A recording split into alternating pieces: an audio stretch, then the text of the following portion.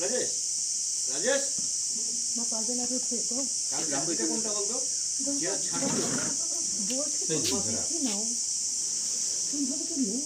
Thank you.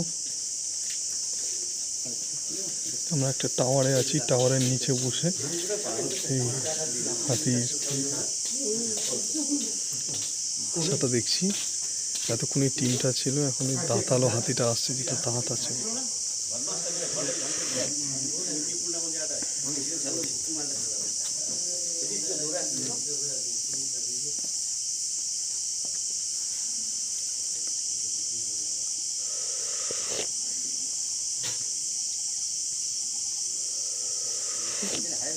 বেশি height না হাতিগুলো, আরো হাতি থাকে না, সে লম্বা লম্বা।